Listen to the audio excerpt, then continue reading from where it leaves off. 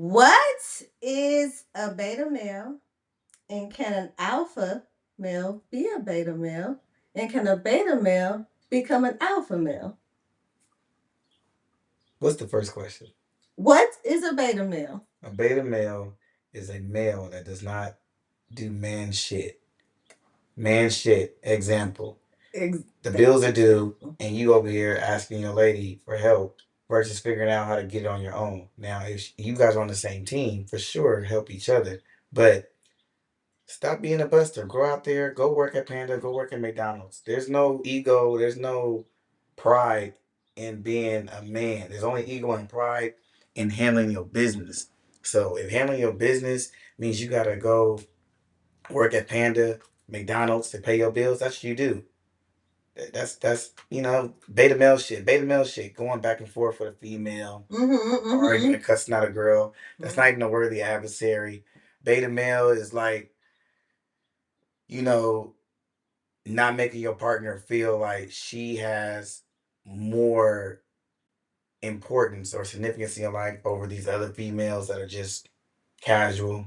You know what I'm saying? It's being a good partner, being a great father. You know what I'm saying? Like if you ain't taking care of your kids, you definitely a beta male. You're a weirdo for that. Um, Beta male weirdo. Those definitions can sometimes overlap. Oh, okay, okay. Yeah. All right. Now, second part. Can an alpha male turn into a beta male?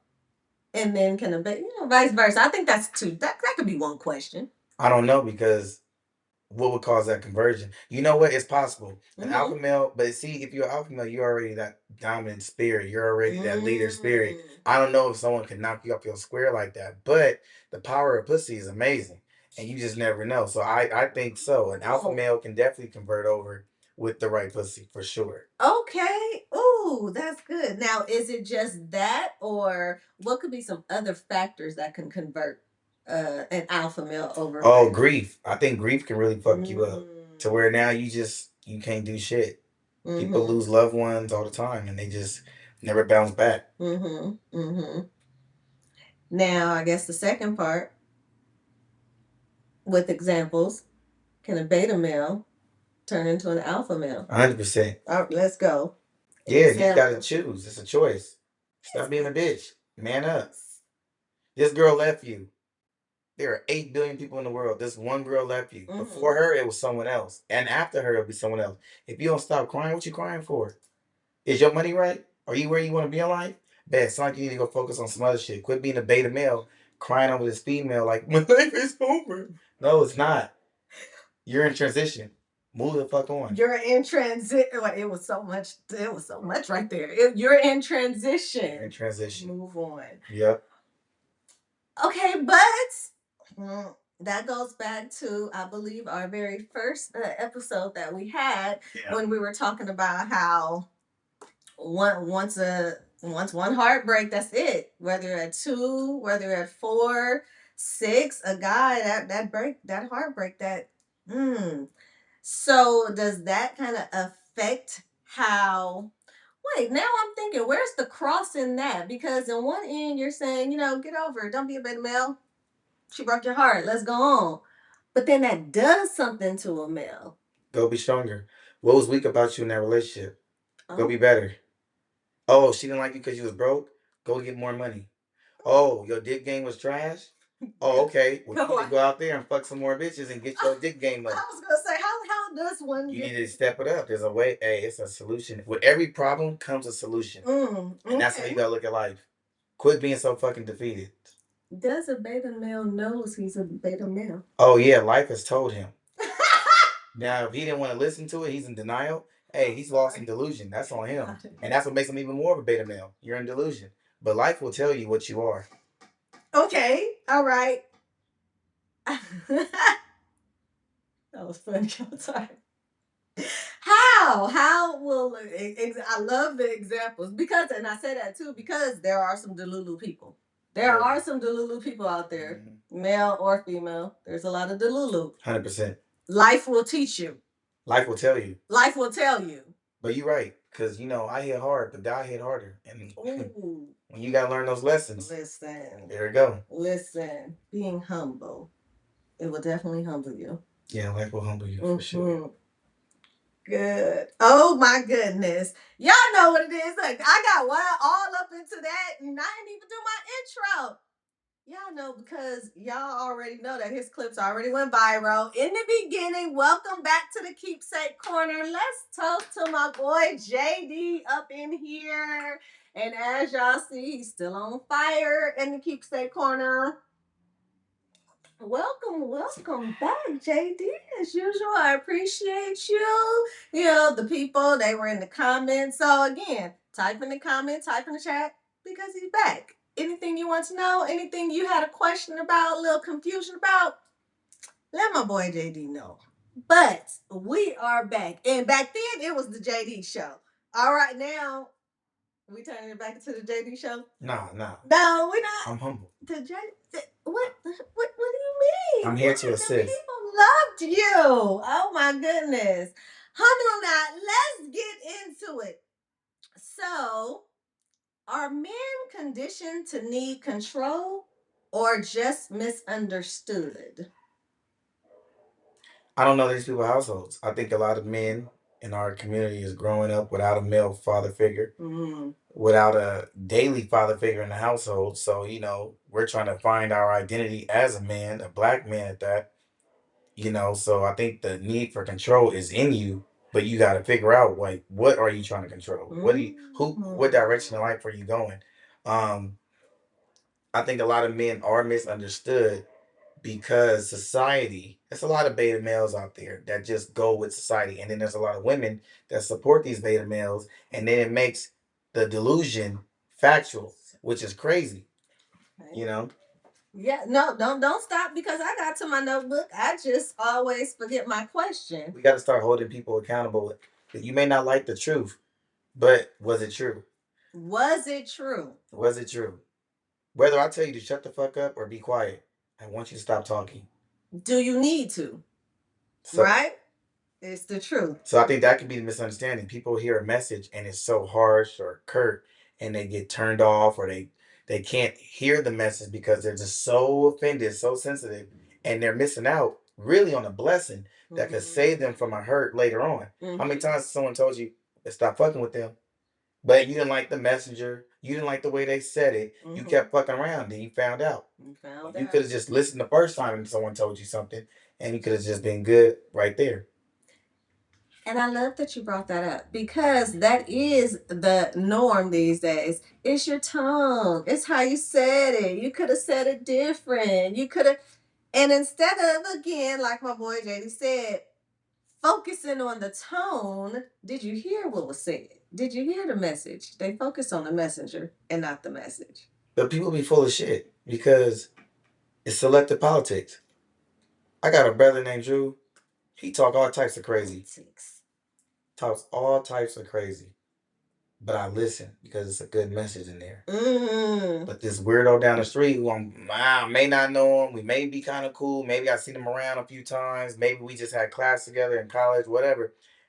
He'll use the exact same approach. But now I'm offended. Why is that? We got to get away from these selective politics. This person that doesn't know you, they're trying to tell you something out of concern. They care. That raises a point. And I forgot. I'm glad you brought that up because I forgot to mention this. It was one point in another podcast that I was thinking about. People, it's weird how people don't like to, I don't want to use the word trust, like to listen to the people that are closest to them, that know them most, that can really see what's going on and could, lead you, guide you, whatever it is. And that is the one person they get the most offensive with. But like you said, Larry Ashley Joe down the street, they could be like, oh, what? Word? And be all about it. We got to do better. Third party influence. That, That's all it is. Third party influence. Your mama told you something you didn't want to listen, but then your little fast ass friend gave you some advice, and you ran with that. And it's also about the influence. People like people that make them feel like they're always right. No one wants to be challenged because that requires you to take accountability, and accountability scares people. Going back to a beta male doesn't take accountability. Hence why it's a lot of narcissistic men out here. They can't take accountability. They weren't taught that. They weren't taught to be a man. You gotta know how to take some on a chin sometime. It is what it is, but you're gonna grow better from it. Do you think there's a cross between narcissism and beta males? No, but I think there. Well, I mean, I think there's some intersectionality for sure. Yeah, I give you that. Oh, man, I forgot my note I was just about to write down. This be some good stuff. Did y'all write that down? All right, cool. Be in the comment in the chat. Oh, accountability. That is a word that is always thrown around. We talked about that a couple of episodes before about accountability. And it's misused, overused, not used enough in the right context. And it seems to only be used when it comes to women not taking accountability. How can we get away from that and put it on everybody? Is that a part of the Delulu? The people that don't think they need accountability is Delulu? The first problem is, why are you worried about everybody? If you're the one being told to be accountable, focus on yourself. Stop worrying about other people. Women always want to. Women can't just. They have to have company on that sinking ship. Y'all can never just be in your own boat and just drown. Y'all gotta pull somebody with you. That's why men, if you're thinking logical, we're just like, you know what? I don't even want to deal with this, so I'm gonna make the right decision the first time. But when I do fuck up, the homie's gonna tell you. For those that go to therapy, your therapist, if they're a good therapist, gonna tell you. But women, y'all hype y'all homegirls up to do dumb shit and continue to do dumb shit. Oh, this man just took me out. He paid for the whole meal. Oh, girl, order some more food. You know what? He got it right. Order some more food for tomorrow. Why are you doing that? Tomorrow. Or you know he's a good dude like you, but you don't really like him. Your homegirl's gonna tell you, use him for what you want to use him for. That's trash. So, what are the discussions that the fellas are having? What are your questions? What are my questions? Yeah, and that what kind of conversations? What do you? Oh, in the same context, when it comes to relationships or taking out a girl, like you said, the girlies, they like, oh, girl, go get some more appetizers. You ain't never had fire mushrooms. Try it with him. You know what? Well, y'all are not asking us out and taking us out on the first date, so I don't think a lot of us have been privileged to experience being taken out on the first date, being picked up on the first date, being taken out to dinner on the first date. As a matter of fact, I think that would kind of offset what I feel gender roles is being instilled for. If we're practicing gender roles, I don't even want you to ask me on the date. Okay. Because now you crossing. That was my next question. You're crossing over boundaries that you shouldn't be. Okay. Yeah, don't do that. Just the first date.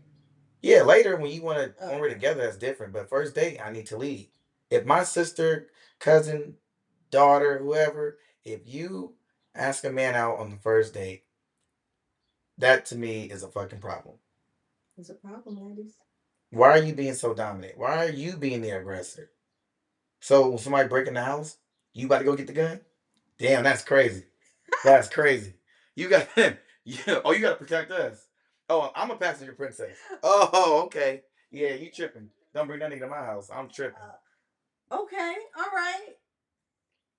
But no, I was thinking more of when it comes to dating in general. What are the like homeboy discussions? Let's just not say the first date. When you first meet the girl. First meet the girl. What do they call it? Barbershop talk, locker room talk. I don't know. Oh, I don't know. She looked like she's just with you for your money, or she seemed cool. Let's just see how it play out. Oh, she acting like one of them Instagram girls. She wants this Instagram life. She's not really in tune with reality. But most men, whether they want to admit it or not, we have already established that we don't respect women's like their way of thinking, but we don't want to say it out loud. But for the most part, we don't because we always say, "Y'all are so emotional." Yes. And emotions will get you killed. Yes. So we know that. Yes. So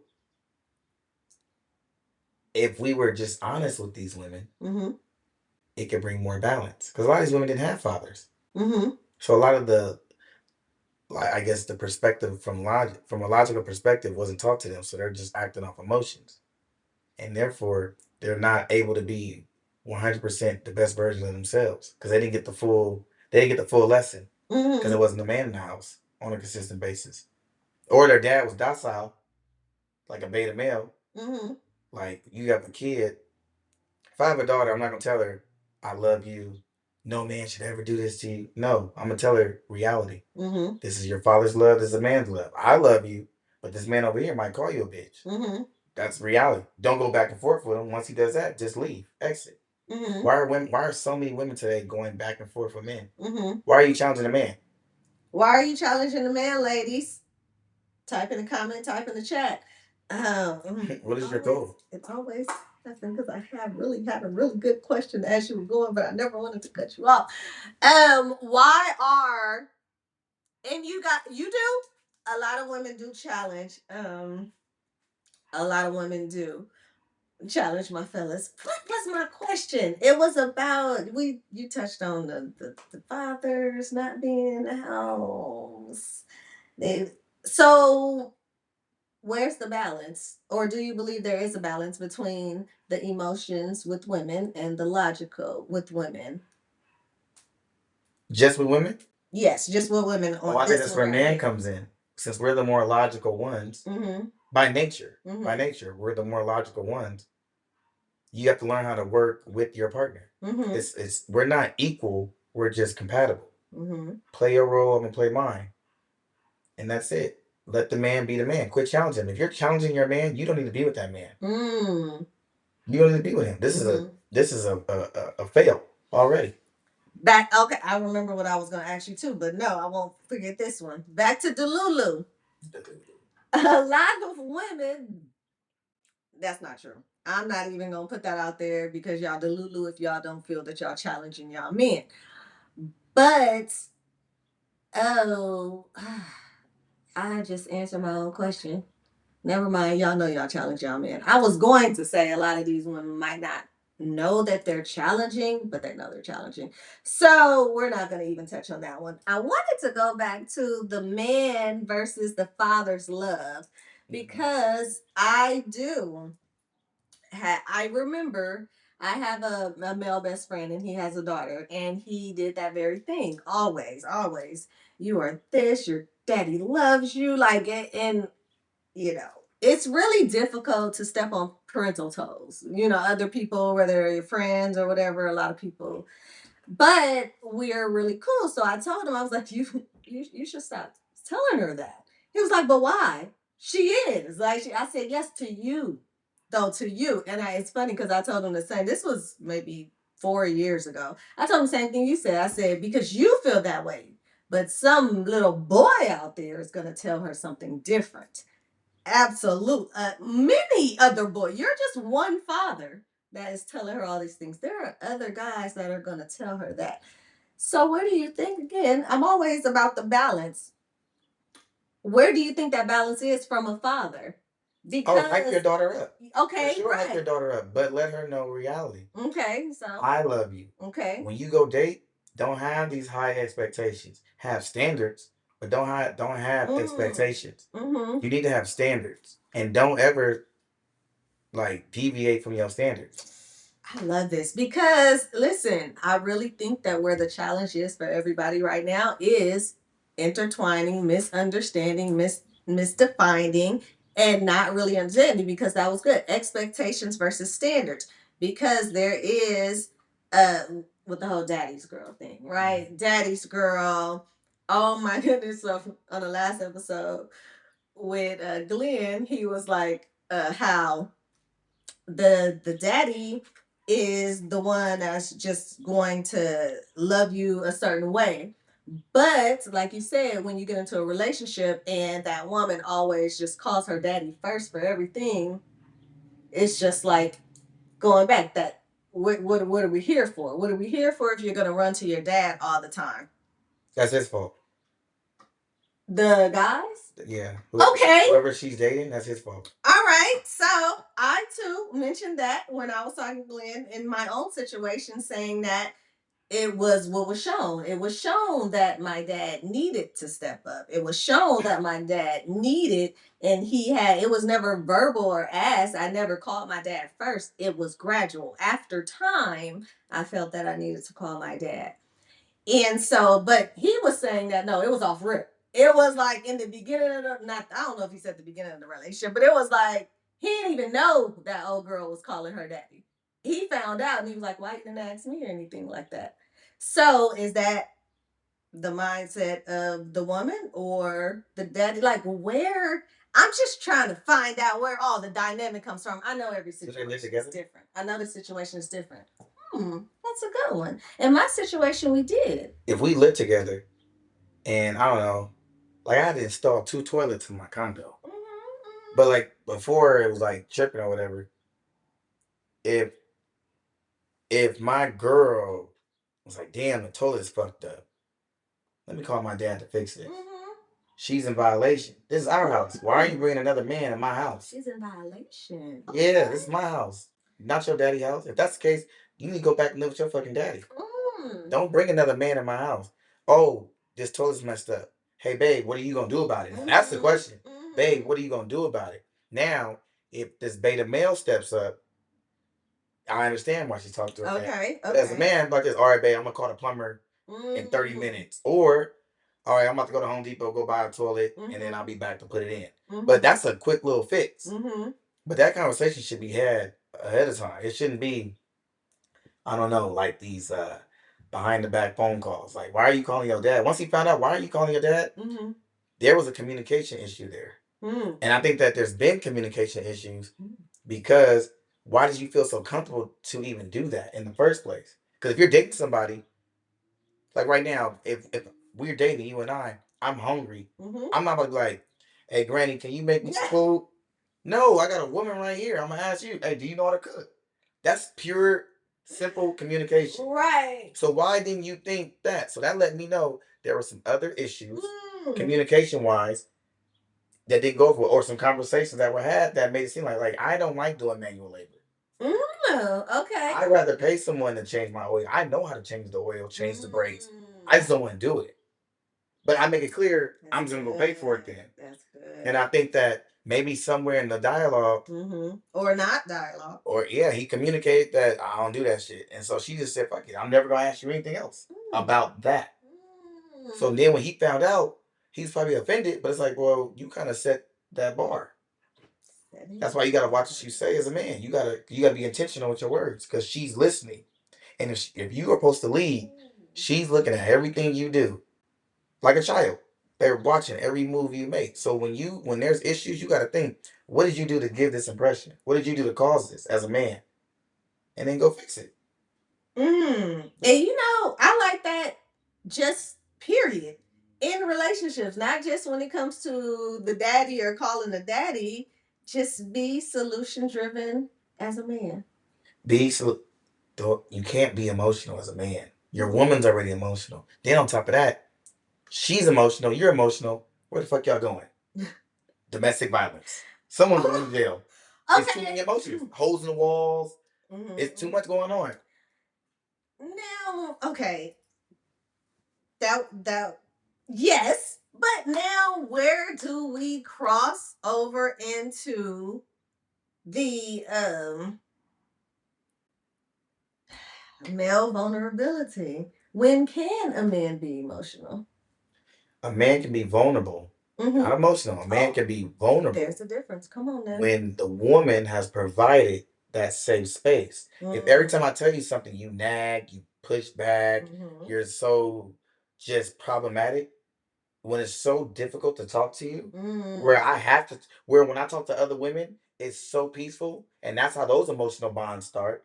Because you are just so lost in Delulu land, you're pushing your man into another woman's arms or pussy for the night.